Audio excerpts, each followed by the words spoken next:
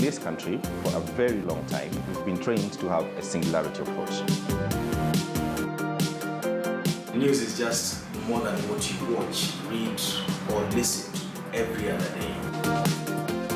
We believe in the power of journalism in its truest sense, in its wholesome point of view.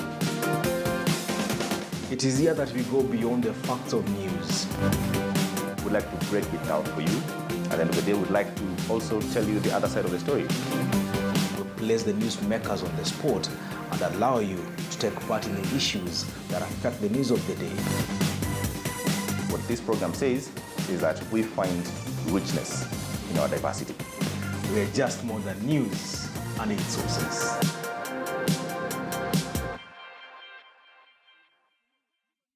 I am Carol Nderi in Nyeri, and this is KTN News. This is KTN News.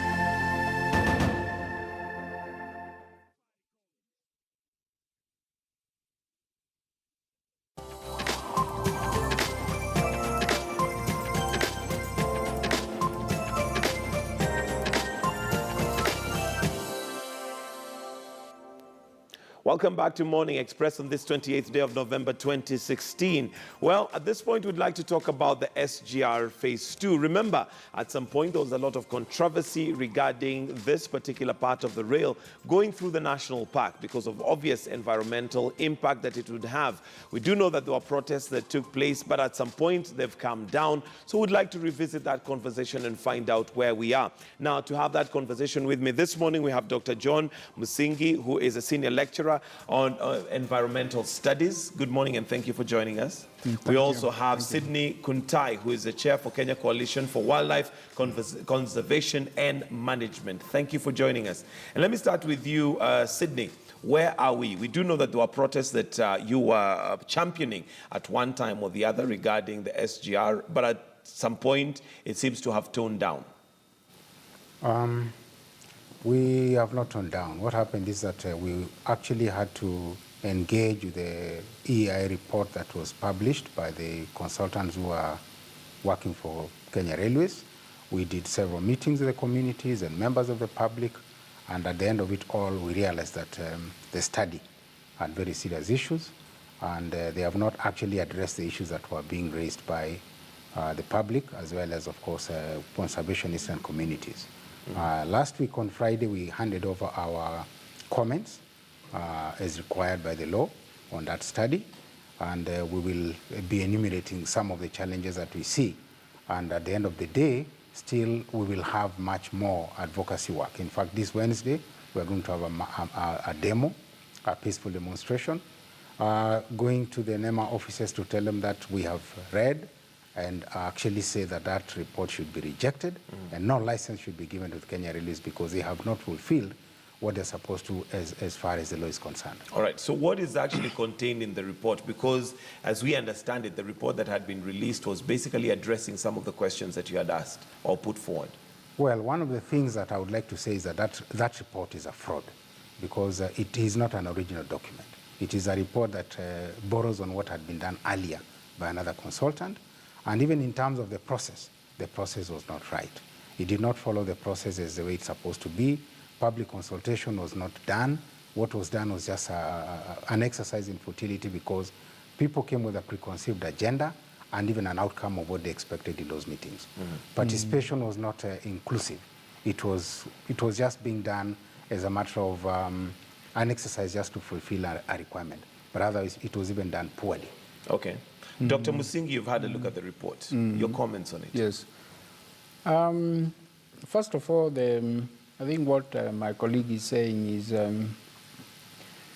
the consultant who did part 2 lifted some parts of part 1 to part 2. Which in a report sometimes is okay, because I'm sure the previous report was not totally but you see, trashed. Environmental issues are specific to particular area. So you cannot really, for example, public participation.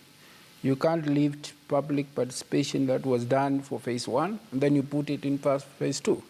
Okay. So those are some of the issues that I think he's trying to show. So Basically, there are so many issues. But basically what we are saying is, really, this railway line should not pass through the Nairobi National Park because it will really destroy it. Nairobi National Park is a very small park, really, and, you are going to have a situation where now you have, although they are saying they are going to put a bridge across the park, but we are saying even that bridge will not be enough. It will not really mitigate the negative impacts. Some wildlife will not even be, coming near that bridge. So it's like cutting the park into two sections. You are fragmenting the park. And this park is so small. It was, last time you realized it was cut a whole chunk by the southern bypass. Now, we want to do now, really, the worst now. Cut it through. So essentially, the environment, we see it not recovering once this railway line passes over the park. Okay. Yeah. So you also have an issue with the current report that was released. Is it? Yeah, the report has serious issues.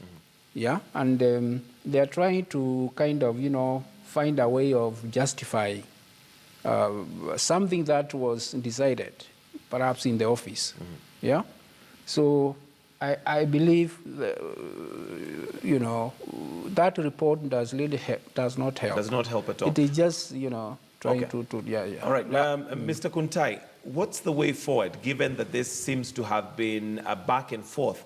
And as it looks right now, the government seems hell-bent that the SGR will go through the park.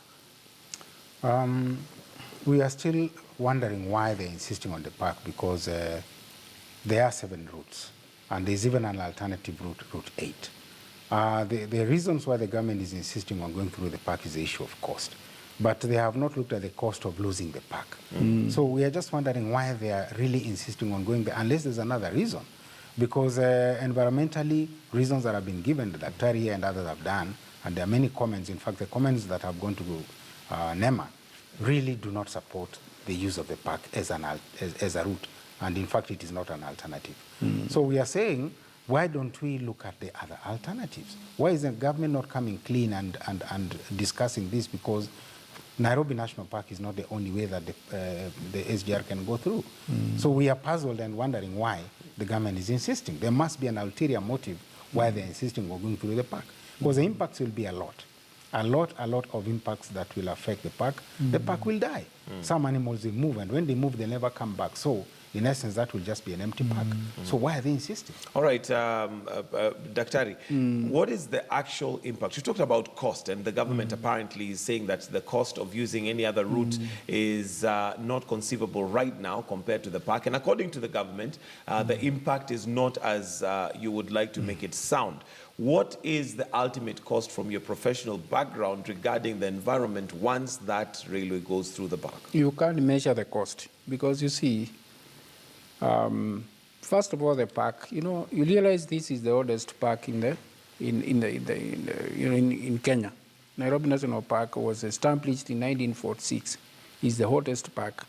This is the only park where our children come to, to see wildlife. They don't go to Savo. They don't go to any. So, look at the other cost also. Beside, the cost of, Simbu, Lelwe, whatever. There are other austerity issues beside, the cost. And even in terms of revenue, I understand it generates more revenue like more than all the other parks. Now, who is going to be going to the park, to Nairobi National Park, to just see a train passing in the window? I mean, it's going to even destroy the aesthetic value of the park. Look at, they're going to put a bridge which is 18 meters up there. You will even be seeing it from KTN here. I mean, something very high there. Now, is that a park, really? Okay. A park is supposed to be so serene. It's supposed to be an environment where you go and see wildlife in their natural environment. So you don't put a train there. Okay. Mr. Kuntai, the argument you put across sounds logical and sensible to anybody. Why would the government not be listening? What is it that possibly you think they would be insisting? Why would they be insisting on going through the park? Well, there are a number of scenarios that we look at, but the one that comes to mind is that this certainly is a land grab. I see it as a land grab because what other reason is there to use the park when there are alternatives? I mean, it doesn't make any sense at all, because what really is a driving force to use the park? Why destroy the park at the expense of the SGR? No one is giving us answers to that. Yeah. All right. Daktari, in terms of now, once the park has gone through, you've mentioned that, of course, some of the effects will be irreversible. Exactly. However, there has been a general decline in terms of the number of animals there, and that doesn't mean we destroy them, but it has been there anyway. One might argue and say that it's not necessarily the railway that has made them reduce. There has been a decline. I think and maybe almost, over time it was still going to be, they were still going to be completely extinct from that park. You know, many species in all the parks are declining. For example, a lot of lions, the herbivores, they've been declining. And this is basically something bigger than you know, the localized issue. You know, issues like inbreeding, issues like, you know, poaching, like, you know, like the rhinos. You know, there are very few remaining, even in the whole Africa, and even in the world. So basically, we are seeing a decline. There are decline of some species. That is, you know. So it's not Nairobi National Park which is unique. It's something that is happening throughout the world, and let's not exacerbate, you know, the problem. Perhaps. You realize Nairobi National Park, for example, is a very important place for breeding of, it's a sanctuary for breeding of rhinos. And the rhinos are they're very interesting species. They will not even breed when there is any disturbance. In fact, you can have a pack of rhinos, of rhinos, and they refuse to breed. So now we are saying, Lily, do we have to do this? We have to put this risk into this. Yeah, so I think, you know, we are not against the railway.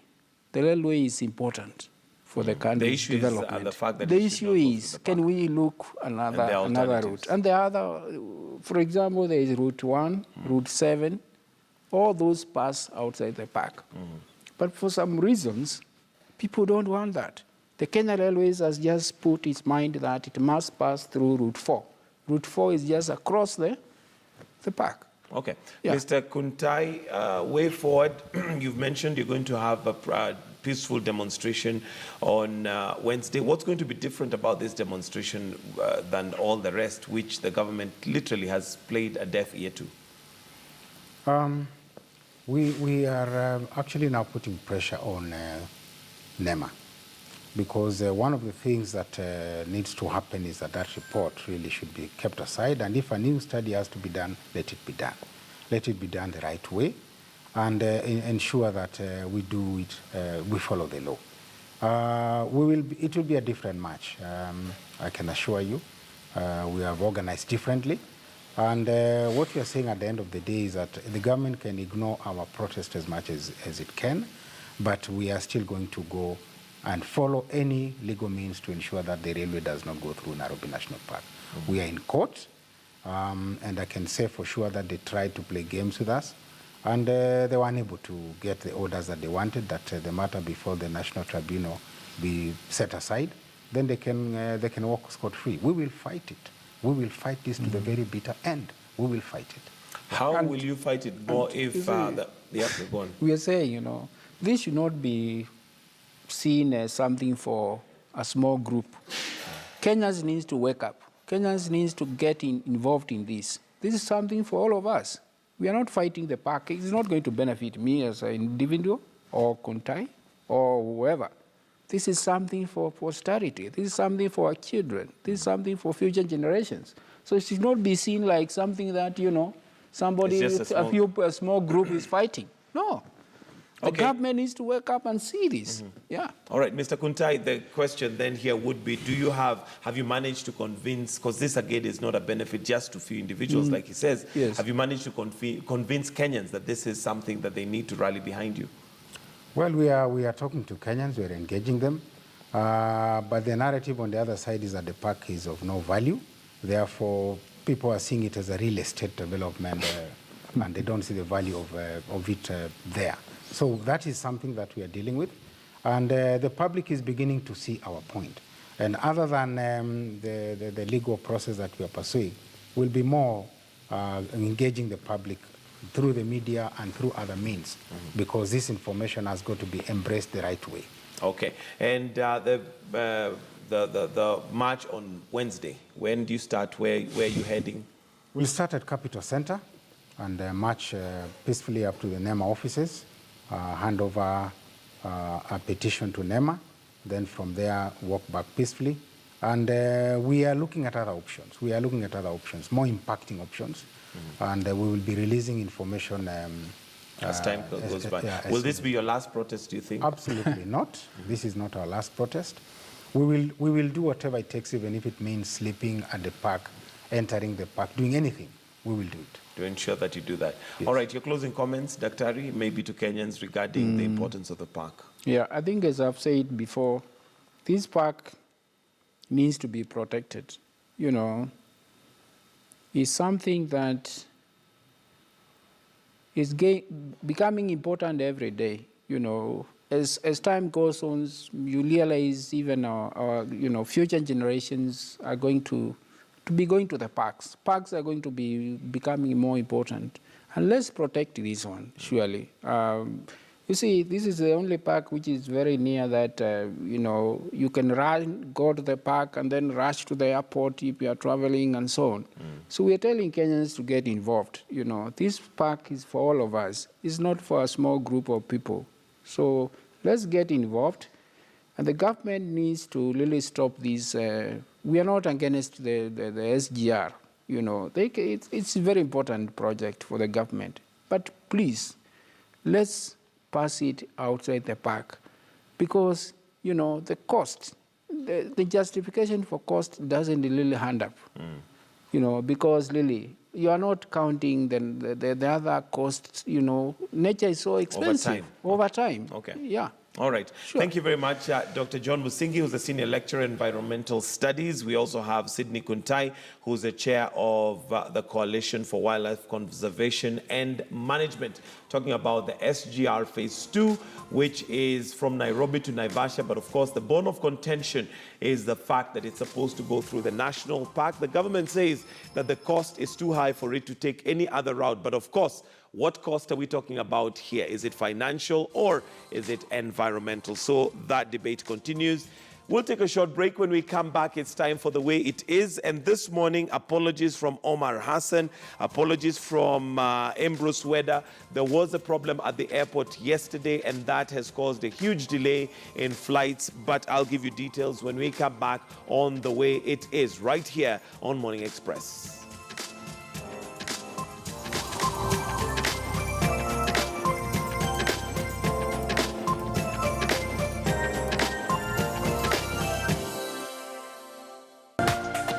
This is KTN News.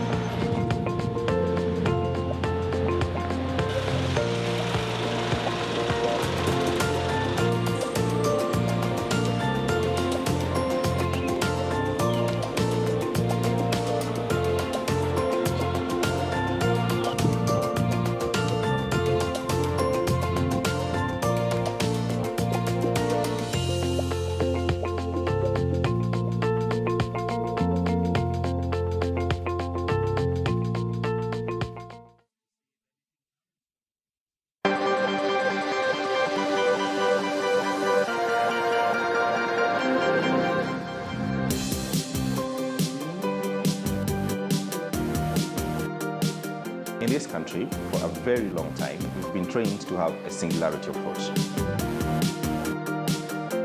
News is just more than what you watch, read, or listen to every other day.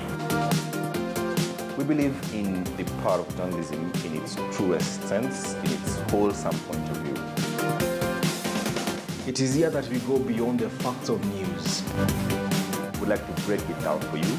At the end of the day, we'd like to also tell you the other side of the story. We place the newsmakers on the spot and allow you to take part in the issues that affect the news of the day. What this program says is that we find richness in our diversity. We are just more than news and its sources.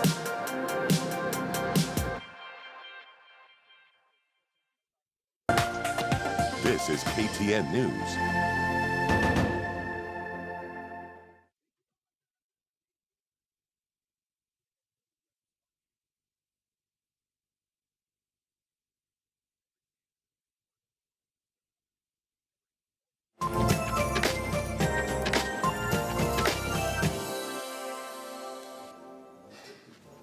Welcome back to Morning Express. It is now just about 11 minutes after 7.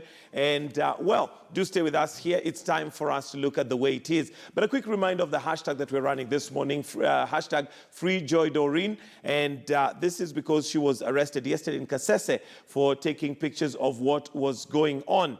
And let me also apologize on behalf of, or rather receive the apologies from Omar Hassan, Senator Omar Hassan, who was supposed to be in the studio this morning. Also Ambrose Weda, who were not able to make it, and this was because of flight issues. There was a problem with the airports yesterday as the runway had been closed, and that caused a delay in quite a number of flights, and as a result, they were not able to make it into the studio this morning. However, I do have Mheshimiwa Irungo Kang'ata with me in the studio, and he is a member of parliament for Keharo. Good morning and thank you for joining us. Thank you, thank you. All right. Now, first of all, before we even go to the subject matter that we'd like to discuss this morning, just your comments on what is going on in Uganda. We have one of our reporters, Joy Doreen, who had gone for a private ceremony, but was arrested after taking pictures and posting them online, basically just doing what I'd call her job. But she was arrested, details not clear where she is right now. Maybe your comments on that. Yes, may I take this opportunity to condemn the arrest of that journalist? To me, I strongly believe a civil and a modern society should allow journalists to do their work. I also know that crime and corruption thrives in a society which is closed up, and therefore, press does a very good job in terms of exposing corruption, in terms of enhancement of human rights. And therefore, to the extent she was only doing her work, I hereby condemn the action of the Museveni government. I also think that guy called Mr. Museveni, he started as a very good person. His country was always viewed as one of the most progressive. But after overstaying in power, he appears power has corrupted his mind. And to me, that vindicates the whole idea of us having a regular and term limits of presidents. Because when you stay for a very long time in power, it tends to corrupt your mind. So to me, it's a testament of where Uganda is now going, which is wrong in my own assessment. Okay, and of course, like they say, absolute power corrupts. And there you go. So, of course, we'll give you details once we catch up with... We'll obviously catch up with what's going on in Uganda later on and give you details as we continue. So the other subject that we'd like to look at, of course, is as per Friday, we do know that the committee that had been put together to look for a chair for the IEBC basically has requested for more applications. And this is because they could not find anybody who they think qualifies for the position of chair. So that being a reapplication. Your comments, Irungo, on that. And again, the fact that it's actually going to have an impact in terms of the timelines. We're already running late, but here we are running late. Personally, I do not support the names that were picked because all those names were drawn from the big tribes, which tend to be very contentious when it comes to Kenyan politics. Because on one hand, I could see a nominee from Luo Nyanza, a Kikuyu nominee. In fact, there were two Kikuyu nominees. That is one from Kiambu, another one from Murang'a. Then we had a Kalenjin, and also, I think, I don't know, and also a Baluya. So meaning, if you choose either of those people, it could have been, you are damned. You choose a Kikuyu, the other people are very unhappy. You choose a Luo, this other side of politics is also Is that where we are as a country, that we cannot settle on a chair simply because they have to not belong to a certain tribe, yes, regardless of their qualifications? Yes, it's a fact. I think we need to appreciate that, so that when we are doing our things, we be looking things from that point of view, as opposed to where we assume, no, we look at just qualifications, knowing that immediately you appoint this person, that perception will come up. See, there is what we call conception and perceptions. And perceptions are very crucial in politics. You may be a very good person, very well qualified, maybe even non-tribal, but your tribe betrays you. Unless, of course, you are a person who has a long history of known activism, who may have transcended ethnic perceptions. A good example is a person like, let's say, Maina Kiai. He may be a Kikuyu, but there's that perception around him that maybe he pursues certain causes. The same also applies to others, some people who have a long history of some form of agitation. But for these other characters, if you don't have that kind of a history, and these nominees, they were just normal people who don't have such kind of a history, you nominate anyone, the rest of the people start saying, no, this guy must be holding brief for his tribe. All right, I'll come back to you, because you are a leader by virtue of your right being a member of parliament of Kiharu, and whether you're proud of that as a Kenyan and as a leader and what you intend to do about that. But let's bring in now Mulei Musau, who's the national coordinator for the board. And good morning. Thank you for joining us this morning, Mr. Musau. Do you agree with Irungo Kangata that where we are as a country, we're at a point where we cannot even get settled on an IABC chair based on certain tribes? In other words, they cannot come from a certain tribe. Good morning to you too, and good morning, Mheshimiwa. I don't. It's very unfortunate that we are discussing issues about perception, especially in terms of ethnicity, when you're talking about a national institution like the IABC. It is very unfortunate also that the selection panel had to go back again at this job, because now they are creating a lot of apprehension. As an observer, I'm very worried about the timelines that you've talked about. And my expectations were the panel, whatever the criteria, whether they were to look at ethnicity issues, whether they were to look at the qualifications, my expectations was that in terms of shortlisting, we would be having those top 5 who would qualify along the lines of what the criteria was. So for them to go back to the pot, I think that creates a lot of anxiety in the country, and I don't think that is something that we are looking forward to. Okay, but do you agree with their decision to go back to the board? Reason being, it is a very critical endeavor and exercise, in that if the perception is not correct, then we are doomed. Like I said, it's very unfortunate that we have to look at things from a perception point of view. I thought what we are supposed to do as a country is to choose the right manager for the elections. Going back, if the panel have seen there's a reason for them to go back, we can't do anything about that at the moment. My only problem and worry is the anxiety it creates, and the possibility that those 5 who are also been shortlisted can also be able to go to court, because how do you tell people that because of my ethnicity, I can be chair of the commission? So the chances of litigation, which may also delay the process, and for me, I think that's the anxiety that I'm really worried about. All right. Thank you, Mulei. Just hold on. We'll come back to you, Mheshimiwa. We are here between a rock and a hard place, because we cannot have commissioners who, like you say, possibly either have not passed the integrity test, or for one reason or the other do not qualify.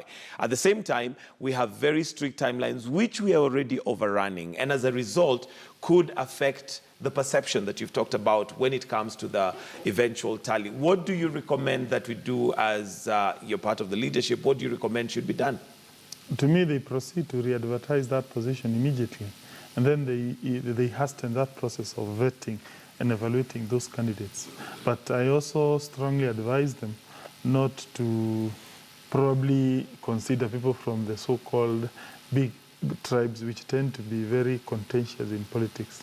Otherwise, so are you saying, yes, if you had curriculum vitae of X, Y, Z, E, F, G, but they qualify and pass the whole integrity test and everything, but because of their name or the area they come from, they should be disqualified? Yes, I would propose that. By the way, it happens.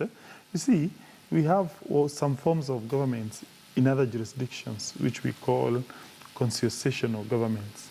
Maybe to put it in a more layman language, those governments are what we call like tribal coalitions. A good example is like the former Yugoslavia society, Bosnia and the Serbs, or even Lebanon. You see, in Lebanon, there are three groups which fought in 1980s: Christians, the Shia Muslim, and the Sunni. So whenever positions come, they don't just look at your qualification. They also consider whether you are a Christian, you are a Muslim, or you are a Sunni. So it is based on that realization that in deeply divided society, you must appreciate some things. You cannot hide under the sun, your head under the sun, saying, no, I'm going to consider just any person based on qualifications. You have to appreciate some realities. So the same principle, in my own opinion, should apply in Kenya. That we understand that our divisions are very strong on tribal basis. And therefore, when it's come to such crucial positions, we have that appreciation. No. At this crucial position, we either get a person from a so-called an aligned tribe, or maybe you can even consider a person who is not from Kenya. Otherwise, if you put a certain person from these tribes which are really in conflict politically, then those perceptions will pursue. Unless, of course, you may have a situation where you have maybe a candidate, let's say, who may even be Luo or even Kikuyu, but because of his history, maybe his activism history, or even maybe out of his political engagements, he's a person who can be able to attract consensus among those big tribes. But failure to that, I would disqualify. All right, Mr. Musau, let me bring you in at this point. And your thoughts on that particular notion that there are those who may qualify and literally have an A in terms of everything, but because they belong to a certain tribe, they should be disqualified. I agree with Mheshimiwa that politics, election is a political process, and perception is everything in politics. So there must be weighing. Even if you go to the West African countries, you hear when Nigeria, they'll vote for a northern president this time, they'll vote for a southern the other time, or have a deputy. So these perceptions are there. But for me, the question was that we needed to have that taken care of in the due diligence, in the shortlisting. And those are not issues that you really want the public to start having a discourse on. You want the panel to try and think about those things in their boardrooms, and they present to the Kenyans people who are acceptable. Now, when they present people who people have an issue with, politicians will have an issue with, and you have to go back to the drawing board, that is where the problem comes in, because now we will all be discussing matters to do with the elections in terms of who is going to be in the chair. And unfortunately, that's where we are at the moment. Granted, at the end of the day, the panel must make a very correct decision. We discredited the last commission. We do not want problems with the new one. So I think at the end of the day, they really have to just go back and do a thorough job. There are eminent persons in that panel. There are people who can be able to think about these considerations. I think they can do a good job, but they don't need to create the anxiety that we are currently having at the moment. Remember, we still have the 36 commissioners or shortlisted individuals to look at. And you earlier talked about the timeline. So my worry is that if we start processing this thing in a very slow way, or back and forth, then there's going to be so much anxiety that the atmosphere for even choosing those commissioners becomes so poisoned that we cannot be able to move forward. And that is my fear. All right. Now, the other thing that, of course, is a major concern is the fact that part of the reason why some of them were not cleared, apparently, is because the EACC was not able to give them a clearance, clean bill of health, as it were, in terms of their records. However, one of the requirements for them to be shortlisted was a clearance certificate from the EACC. What does that tell us about the EACC and whether those letters were genuine? And that is where my problem again comes in, because when I talk about due diligence, for you to start shortlisting a candidate for interview, and especially for the kind of seat that we are talking about, my expectation is that EACC and others, including NSIS, whoever is supposed to be carrying out a background check on these candidates, should have done so that by the time we have the list of 5, that is something already done. Now we are starting to ask ourselves questions about character, and that's why I was saying chances of people going to court or those individuals going to court arises. ESSC should have done its job. NSIS should have done their job. So that we have candidates now who are just supposed to be listened to in terms of their qualifications and their acceptability. So now those are issues which should have been done before. So for me, those institutions have also failed in this particular exercise. All right, I'll come back to you shortly. Bwana Irungu Kangata, what do we think of the EACC right now, given that they're the ones who are kind of clearing some of these people who are supposed to be chair of IEBC, yet they give a clearance certificate, which later they go back on?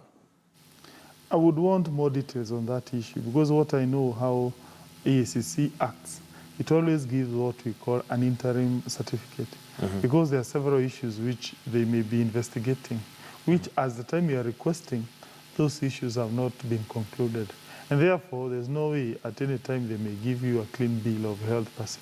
So I know it's a possibility that they can say, for now, we don't have any case for you, or the investigations continuing, but they are yet to be concluded. But after a period of time, when you do a second request, an adverse report is made. So to me, based on my experiences as a politician, because we always go to that office to obtain some clearance, those issues will always emerge. So you may be cleared today, or they may say, no, we don't have an issue for now, or we do not have evidence as of now. But maybe after 1 or 2 months, they may as well say, no. For now, we think there is some issues that you need to answer to. All right, and just to open up the phone lines right now, in case you're watching from wherever you are, you're free to give us a call and just weigh in and let us know what you feel and think. This is your country. We are going to election 2017, and one of the things that made us go to war in 2007, 2008 is probably perception, and also the fact that the institution that was running the election at that time was not felt by many to be credible. So we'd also like you to weigh in and let us know what your thoughts are. Coming back to you, Mheshimiwa, you're also a lawyer. In terms of the timelines, what are the implications? Because we are running late, we already have timelines that are set by law, and we may have to overrun that given the way things are going, yet we cannot move the date as it is. If we go past those timelines which are set by the law, then that process will be a nullity. And therefore, to me, I would urge the panel to burn the midnight oil and to proceed with haste to have this matter concluded. Of course, if they were to act diligently, I know that's possible.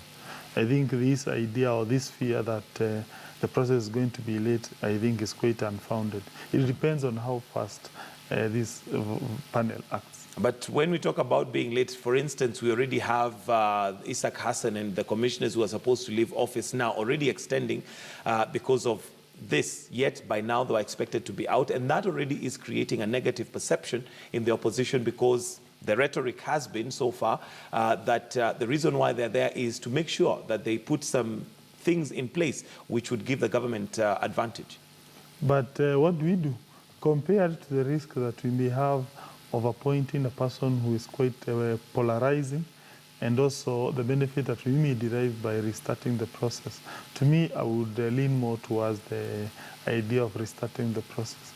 I think these guys appears to be quite naive in my own assessment. When you say these guys, who do you mean? I mean the panel, the members of that panel. They are politically naive because their decision... The selection panel? Yes, the selection panel, in terms of politics. Because surely their decision to shortlist people coming from the big tribes ab initio that they ought to have seen that was a blunder on their part. It appears, I don't know, they are realizing that quite late. So to me, I think they need to have what we call political sensitivity, so that they understand some of the decisions that they may do. They may create a negative perception that may extend beyond the actions. And the starting point should be they look for a person who will be perceived as being neutral. Okay. And that consideration includes some tribal consideration. All right. Bwana Musau, your comments on the timelines and what needs to be done, because they're all, it's catch-22. If you get the wrong commissioners, we are in trouble. If we overrun, we're in trouble. What do we do? I think one, in terms of timelines, you know that according to the law, we are supposed to have procured the ICT 8 months before the elections. That is the 8th of December.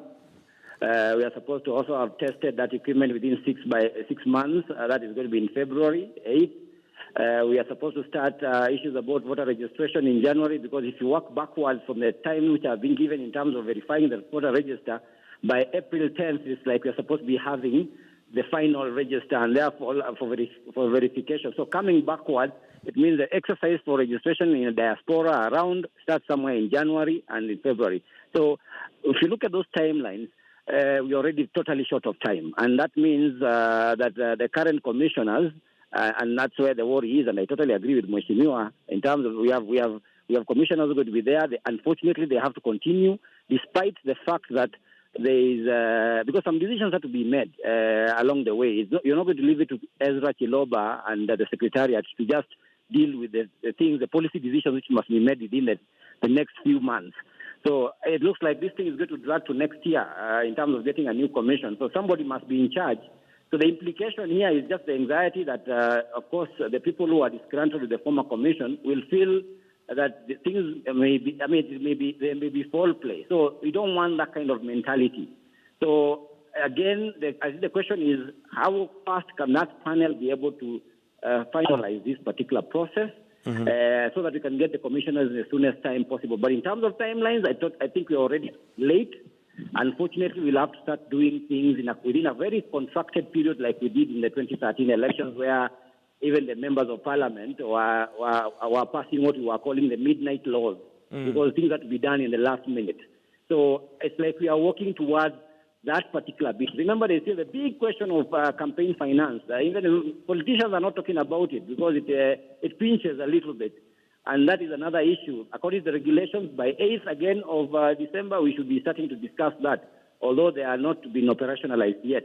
But unless somebody pushes to have a commission within the shortest period of time, we will have to deal with things the way we dealt in 2013, and therefore the chances of missing out on something or doing things wrongly arises. Okay, Mr. Musau, your thoughts possibly on whether we are actually concentrating on the right thing, because again, given we already have a secretariat in place that should be working throughout and making sure that we meet some of these timelines. We seem to concentrate more on the commissioners, whereas the secretariat and the systems should be in place regardless of who the IEBC chair is, or rather, who the chair or the commissioners are. Are we possibly concentrating on the wrong thing rather than putting structures and a system in place that would operate regardless of who is in charge? I've had the opportunity to interact with the commission, and I think, in the Secretariat, Chiloba and company, I think they are trying their best, because they also understand where they are. They understand there are issues with the commission. They understand there are transparency issues, credibility issues.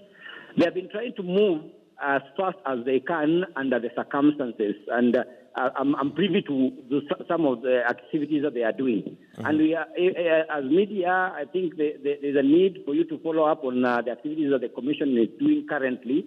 Remember that we already have a case about those ballot, the tenders, which were given out, and yet they feel that they need to move some of these things because they are fearing what will happen next year when they'll be forced to make some final day decisions. So some work is happening at the Commission, and I think they are trying their level of best under the circumstances. But I think what I've asked them to do as observers, we are trying to tell them to be as transparent as possible. Make the process, because we are talking about credibility issues, make it as transparent, make it as open, so that people know exactly what is going on. They are revising the timelines also on the basis of now the new amended laws. There are some contradictions which they need support on. I think Mheshimiwa there knows that the amended laws which were passed, there are very many contradictions. For instance, if you look at the procurement laws in the country and the time that they were supposed to get an audit firm to register, to verify the register, they are totally contradicting. It can't be done within those timelines. And the law says that the procurement laws are superior to any other law which touches on the same. So there are quite a number of things. There's something that Parliament has to be doing in terms of sanitizing or cleaning up the electoral laws which were passed. And there's also the part that the Secretariat is supposed to be doing in terms of making sure that whatever they are doing is actually very transparent and everybody can be able to see so that questions are not asked. My last point would be that the panel, they have to move very quickly and they must, make this right as soon as possible. All right, we'll just talk to you in just a bit, but let me hear from Mheshimiwa Irungu Kang'ata regarding the fact that we are concentrating so much on commissioners, but we should have systems in place that would run the whole election thing without necessarily wondering who the chair is. Well, I agree. I think IBC has not been quite innovative. It appears it does not have very strong systems in place. In fact, I was thinking if the IBC that has gone home was quite innovative, they should have expanded or even sought Parliament to expand their mandate. That their concentration should not only be supervising political contests, but also even non-political contests. Because you see, it is an entity that whose core mandate is about elections. Why is it that they cannot supervise, let's say, decisions which are being made by, let's say, a parents, teachers association, or even a parents meeting at a high school? What of a cooperative elections? Because it deals with elections. So by doing that, they would have developed a capacity and their knowledge on how to manage elections, so that even after 5 years, it will be a very simple affair. They have perfected their system. They have done that day in, day out. But currently, when you go to IBC, it tends to be quite an idle commission immediately after elections. You will find they are so busy during this period, like now, but after that period is gone, then their staff become quite dormant. They don't work at all. Well, so, I'm not sure we have evidence of that, because maybe they still work behind the scenes. No, what it's they just do? that. No, I know that as a matter of fact. Walk into any IBC office after elections, you will see them. There is nothing much there. Of course, in law, they are supposed to be doing what we call continuous registration. But you know, Kenyans, they don't do that. They don't register continuously during that period. The Kenyans will only flock to do registration after an election. So if I were them, what they should do, they should engage other stakeholders. They be doing management of elections in other quarters, non-political quarters. And by doing that, they would have perfected their systems. So that even if you don't even have a commission, it's only the secretariat. Their systems are so strong based on those experiences they have obtained in other quarters that now there will be a very strong institution that would be now just waiting for us to conduct the general elections without any problem. All right, Mr. Musau, before we let you go, just a thought and a question. There is somebody here who's suggesting and saying the solution for IEBC AMPAS is to hire a foreigner because the Constitution allows for that. Would that be a way maybe of saving time rather than trying to get one from Kenya who possibly may fail the ethnicity test despite the fact that they qualify, which of course is something that still needs to be interrogated? Maybe begin to look for a foreigner right from the word go. That way we save on time. Well, that's very interesting. Of course, one of the reasons why that clause opening was created was also, I am very sure it was because of the perception issue, because you need to try to get somebody who is a kind of a neutral arbiter. I don't know exactly whether they are having a foreigner guarantees that you're going to get somebody who is not going to manage your elections or the issue is that at the end of the day, we want a qualified person, be that a person be a foreigner or not. We need to get that. It's a question of getting the right person. There are people, when Kivuitu started off, I think it's the end days of Kivuitu is when we started talking about issues about him mismanaging. But I think he had done a very good job when he was allowed to do the job. So Kenyans also have to start accepting, that we are the number of tribes we are, that there are already those perceptions that we already have in terms of all the tribes. And no matter whoever is going to get into that position, chances of us viewing that person in a slanted way is going to happen. The question is the performance. Can that person be able to manage the elections in a good way? We can get a foreigner and we have the same situation. In fact, that's one of the issues with the diaspora vote right now. Which country do we go to? This country is being seen to have more Kikuyus than Luos. The other one is seen to be having more Kalenjins than others, the Kambas. Those are issues that if we continue concentrating on, we are not going to move anywhere. It's going to be about quality, somebody who can be able to deliver, and then we give them time and we see what they can be able to do. I think for me that should be the way forward, because foreigner will not solve the problem of perception. It could be in the intermediate time that can happen, but over time, in case we seem to be slanting towards a certain side, then it gets back to the same problem. All right, thank you very much, Mr. Musau. Maybe just your closing comments on the way forward, your suggested way forward. My way forward is that now that, of course, the panel has decided that we need to have, they need to have a rerun in terms of selecting the chair, I hope, one, that they are already looking at the other 36 so that we don't have to do the same repeat exercise. I also hope that once the new applications are done, enough due diligence is going to be conducted before the shortlisting. And I also hope that we can be able to do this thing within the shortest time possible. Possibly by the time people go for Christmas this year, we need to have had at least names of commissioners that we can be able to be looking forward to working with next year. Whether that will happen or not is another matter, but that is my hope, that if we can do that, then you can start trying to meet the timelines, which are now very, very, very tight. All right, thank you very much, Mr. Mulay Musau, who's the national coordinator of the board. Thank you very much for joining us this morning and giving us your time. Thank you. All right, coming back to you, Mheshimiwa, your thoughts on the way forward regarding IEBC, because definitely, either way, it seems a very dicey kind of a situation where you have, if we delay, there is perception that that is intended. If you have the wrong commissioners, again, that of course will not go down well.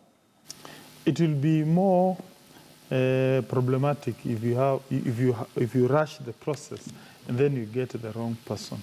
To me, it makes more sense for us to be more strategic.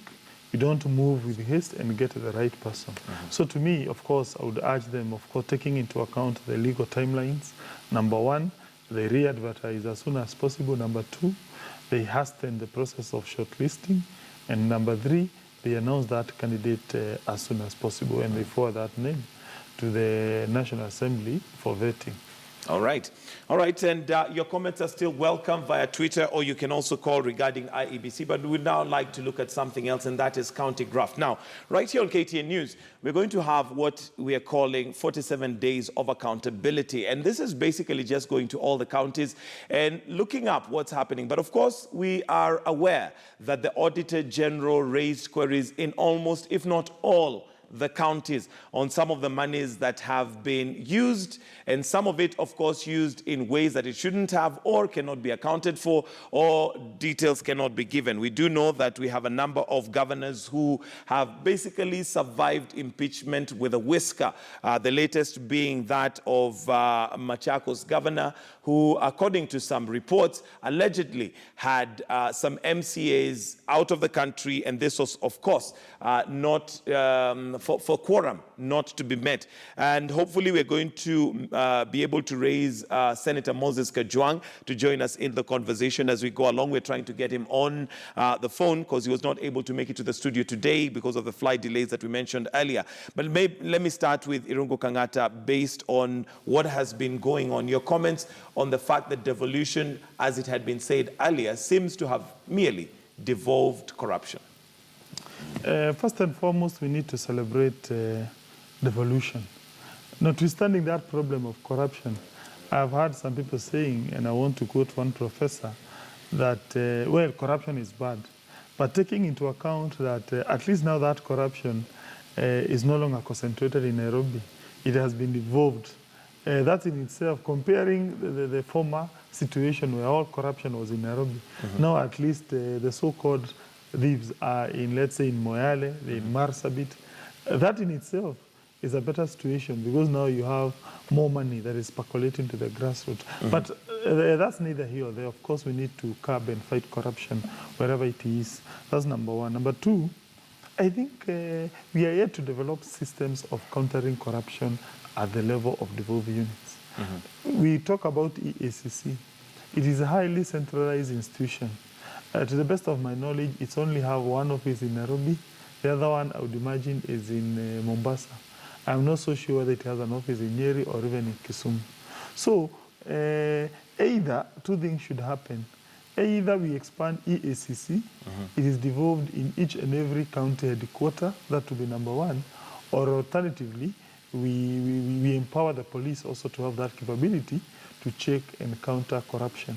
Because police, they do have several police stations which are all over our country. But it is a fact, I agree, corruption in our counties is a major issue that we are here to come up with a very good way of countering that corruption. Okay.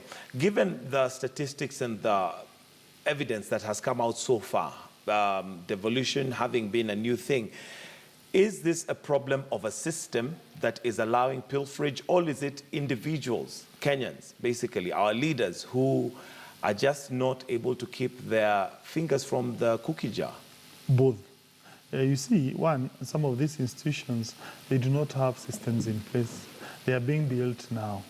Of course, most of them are depending on the former local authorities systems, because these are just enhanced local authority governments. So they are yet probably to come up with centralized systems. They are yet, some of them have not even used, for instance, this program called IFMIS, which is a government tool to curb corruption. So I know some governors, like the Lamu governor, who has been citing a lack of internet in his region.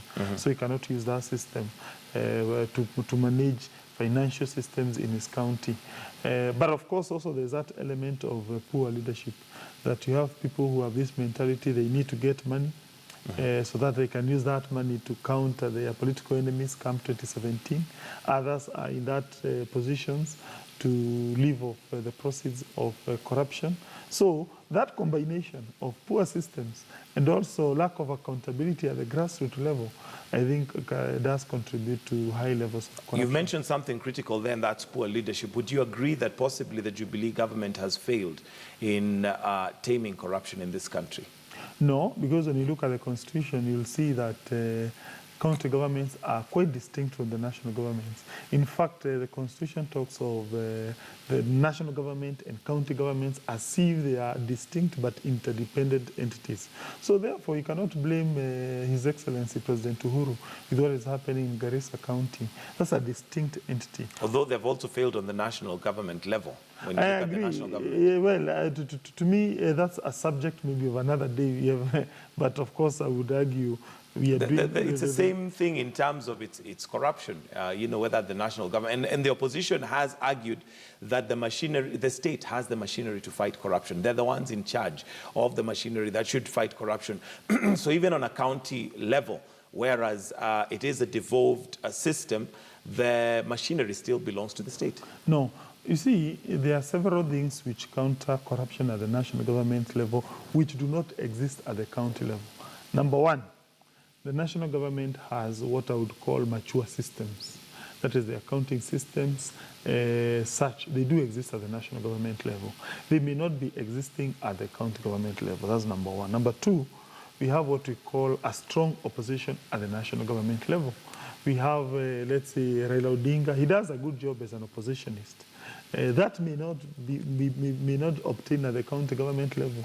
You will find a county government where the assembly, which is supposed to be the entity that is looking at the operations of the executive, is in bed. They are one and the same entity. So there's no an institution that exists to check the executive. But in the national government level, the opposition, not only the opposition outside, also the opposition, official opposition in the National Assembly or even the Senate. The third and quite important tool of fighting corruption is the press. You'll find at the national government level, you have a robust press system. You people of press, you do a very good job of unleashing corruption scandals. By doing that, you do prevent and ensure the government is quite put in check. That may not be existing at the county government level. Because at that level, you have a press that is quite weak, is not developed. It's also a press that is that can be easily be manipulated at that level. Maybe it can be bought out or even intimidated through legal suits. And that way, you don't have a strong systems that checks on the government. The other fourth important difference is what we call the civil society. Notwithstanding the problems that you may find in the civil society here in Nairobi, I think they do a good job of ensuring accountability at the national government level. At the grassroots level, let's say a good example, let's say like Moyale or even Marsabit, you may find that system is not existing. So probably we need to ask ourselves, how do we ensure these systems exist at the grassroots level? Because those systems, they do check the government and ensure there's no abuse of power. All right. And we are now joined in via phone by Gladys Wanga. Thank you and good morning, and thank you for joining us this morning. We're talking about graft, especially at the county level. And we do know that the opposition, of course, has been very vocal when it comes to graft in this country. But there seems to be a laxity in condemning corruption when those allied to CORD have been mentioned in graft. Gladys Wanga, maybe just to start off from there, your thoughts on that? Good morning, Michael, and the panel there. Graft must be condemned, no matter, level of weight is found. Whether it is CORD or whether it is Jubilee. And I think we have been very consistent on that. At the national level, we have held Jubilee in check and spoken to matters corruption.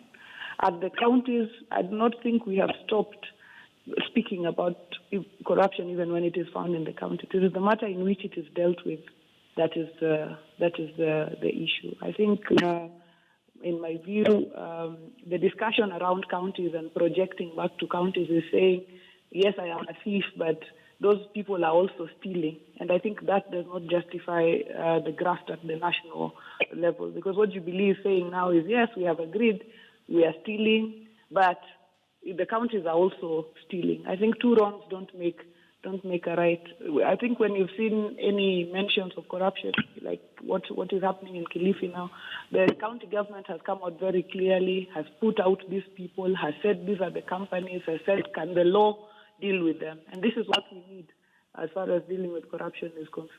Okay, it certainly does not give justification to the national level of corruption, but isn't it upon the opposition as well to deal with, and to deal here may just be to ensure that they're very vocal, just like they are on the national government being corrupt. When anybody in the opposition is found or mentioned in graft, shouldn't there be as much energy to have them step aside, just like there has been energy for the national government, those mentioned in the national government?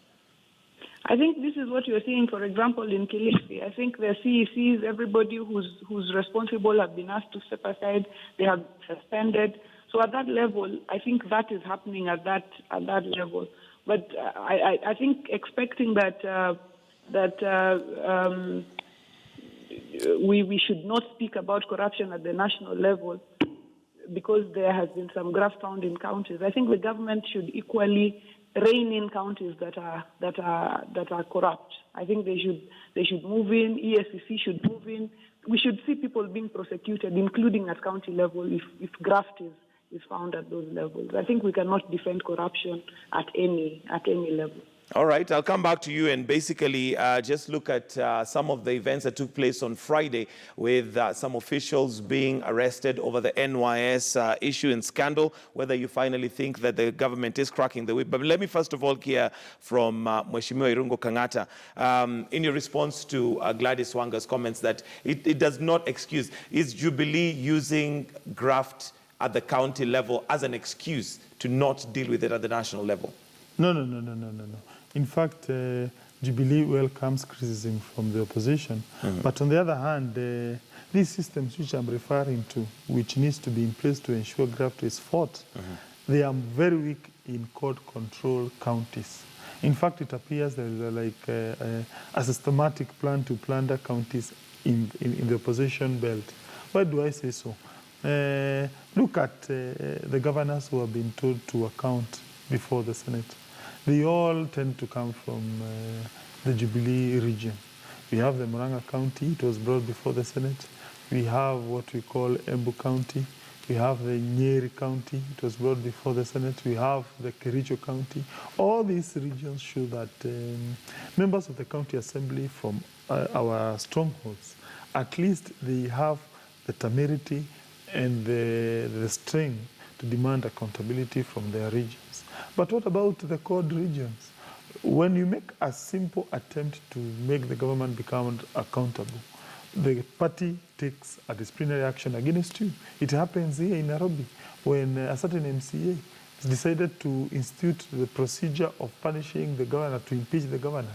He was proposed for expulsion from the party. So to me, those systems are very weak in CORD regions.